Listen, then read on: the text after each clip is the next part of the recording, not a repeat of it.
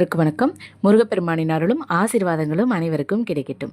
இந்த பதிவில் நம்ம எதை பற்றி பார்க்க போகிறோம் அப்படின்னா, மைத்ரி முகூர்த்த நேரம் விவரங்களை பற்றி தான் நம்ம பார்க்க போகிறோம். அதாவது நம்மளுடைய முன்னோர்கள் எந்த ஒரு காரியத்தை துவங்கணுனாலும் அதுக்கு ஒரு நல்ல நேரம், அதாவது முகூர்த்த நேரம் அப்படின்றத ஒன்று குறித்து வச்சு அந்த நேரங்களில் அந்த காரியங்களை நம்ம செய்கிறோம் அப்படின்னா கண்டிப்பாக சிறப்பான ஒரு பலன் இருக்கும் அப்படிங்கிறது தாங்க உண்மை. அதே மாதிரி கடன் அடைபடுவதற்கும் நீண்ட காலமாக நமக்கு ஒரு கடன் தொந்தரவு இருந்துகிட்டே இருக்குது. இந்த கடனை மட்டும் நான் எவ்வளவோ கடன் வாங்கிட்டேன், திரும்ப அடைச்சிட்டேன், பட் நான் இது ரொம்ப வருஷமாக என்னால் இந்த கடனை அடைக்கவே முடியல, நீண்ட காலமாக இந்த கடன் தொந்தரவு எனக்கு இருந்துகிட்டே இருக்குது அப்படின்றதுக்கு இருக்கவங்களுக்கு இந்த மைத்திரை முகூர்த்த நேரம் அப்படிங்கிறது பார்த்திங்க அப்படின்னா ஒரு மிக அற்புதமான ஒரு பலனை தரக்கூடிய நேரம் தான் இந்த மைத்திரை முகூர்த்த நேரம். ஸோ இந்த நேரத்தை பயன்படுத்தி நாம் யாருக்கு பணம் கொடுக்கணுமோ அவங்களுடைய கடனை நம்ம அடைக்கிறோம் அப்படின்னா அது நமக்கு ஒரு சிறப்பான ஒரு பலன் தந்து விரைவில் நீங்கள் அந்த கடனை முழுசுமாக அடைஞ்சு அந்த கடன் தொல்லையிலேருந்து வெளியில் வந்துட முடியும். ஸோ இந்த மைத்திரை முகூர்த்த நேரம் அப்படின்னு பார்த்தீங்க அப்படின்னா மாதந்தோறும் ஒரு 2 அல்லது ஏதாவது ஒரு சில மாதங்களில் 3 முறை கூட இந்த மைத்திரை முகூர்த்தம் நேரம் வரும். இது என்ன அப்படின்னா ஒரு குறிப்பிட்ட லக்னம், நட்சத்திரம் இதெல்லாம் சேர்ந்து வர்றதை தான் நம்ம மைத்திரை முகூர்த்த நேரம் அப்படின்றத நம்ம சொல்லுவோம்.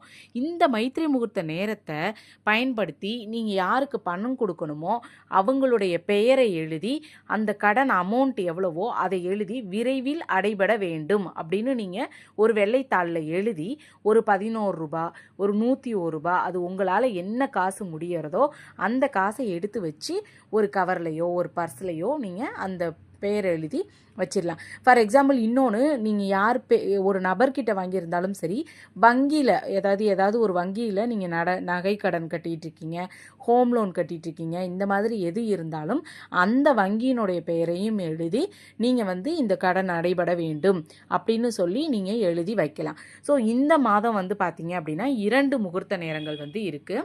ஃபஸ்ட்டு இன்னைக்கு, அதாவது பிப்ரவரி 4ஆம் தேதி, சரிங்களா, 2025 காலை 10:32 12:19 வரைக்கும் இருக்குது. மேஷ லக்னம், அஸ்வினி நட்சத்திரம் இன்னைக்கு இருக்குது. அதை விட இன்னைக்கு ரத சப்தமி அப்படின்ற அந்த ஒரு சிறப்பு ஒரு திதியும் இன்னைக்கு இருக்குது. ஸோ பெருமாளோட வழிபாடு மிக உயர்ந்தது, சூரிய வழிபாடு மிக மிக உயர்ந்தது. ஸோ அதையும் நீங்கள் செய்துட்டு மனதார நீங்கள் பெருமாளை நினச்சி மகாலட்சுமி தாயாரை நினச்சி வேண்டிட்டு இந்த நேரத்தில் நீங்கள் பணத்தை எடுத்து வச்சிங்க அப்படின்னா நிச்சயமாக உங்களது கடன் விரைவில் அடைபடும். நெக்ஸ்ட் ஒன் பார்த்தீங்க அப்படின்னா பிப்ரவரி 20, ஆனால் அது இரவு நேரத்தில் வருதுங்க. அதாவது 11:51, அதாவது 20ஆம் தேதி பிப்ரவரி 20 நைட்டு 11:51, அதிலிருந்து உங்களுக்கு பார்த்தீங்க அப்படின்னா 2 மணி வரைக்குமே அது கண்டினியூ ஆகுது. ஸோ அப்போ 21 நைட்டையும் அதை நீங்கள் ஏன்னா 12 மணிக்கு மேலே 21 டேட் வந்துடும் இல்லையா. ஸோ நீங்கள் 21 நைட்டு, அதாவது 2 o'clock வரைக்குமே இந்த நேரம் இருக்குது. அன்னைக்கு பார்த்தீங்க அப்படின்னா அனுஷ நட்சத்திரமும் விருச்சக லக்னமும், ஸோ செவ்வாய் அப்படின்றது தான். ஸோ முருகப்பெருமானோட வழிபாடையும் நீங்கள் மனதார வேண்டிக் கொண்டு, செவ்வாய் நட்சத்திரங்கள் வர்றது, கேது சம்மந்தப்படுறது, அஸ்வினி நட்சத்திரம் வருது இல்லையா. ஸோ இந்த மாதிரியான ஒரு பர்டிகுலர் திதி நட்சத்திரம் தொடர்பு வரும்பொழுது தான் நம்ம மைத்திரை முகூர்த்த நேரமாக கணக்கிடுறோம். ஸோ இந்த நேரத்தை பயன்படுத்தியும் நீங்கள் செய்யலாம். நிச்சயமாக பிப்ரவரி 20 இல்லைன்னா பிப்ரவரி 4, நீங்கள் பிப்ரவரி 4 எடுத்து வச்சிட்டிங்க அப்படின்னா பிப்ரவரி 20 நீங்கள் செய்யணுன்ற அவசியம் கிடையாது, வழிபாடு மட்டும் நீங்கள் பண்ணிக்கலாம். ஸோ பிப்ரவரி 20 பயன்படுத்தி நீங்கள் எடுத்து வச்சுட்டு அந்த எடுத்து வச்ச காசை நீங்கள் அடுத்த முறை நீங்கள் அவங்களுக்கு வட்டி பணம் கொடுக்குறீங்க அப்படின்னா அந்த காசை எடுத்து சேர்த்து நீங்கள் கொடுத்துருங்க, விரைவில் கடன் அடைஞ்சிரும். அது மட்டும் இல்லை, நீங்கள் அந்த வட்டி பணம் கொடுக்குற நேரங்களில் உங்களால் கொடுக்க முடியல, நீங்கள் வெறும் ஒரு 11 ரூபா தான் எடுத்து வைக்கிறீங்க அப்படின்னா அந்த காசை நீங்கள் என்ன பண்ணணும்னா உங்களுக்கு அந்த கடன் அடைஞ்சு முடிஞ்சிடும்.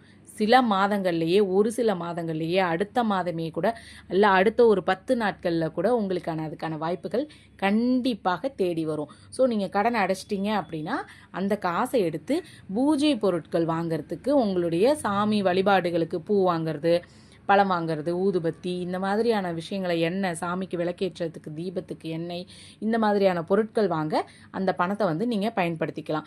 ஸோ இந்த மைத்திரை முகூர்த்த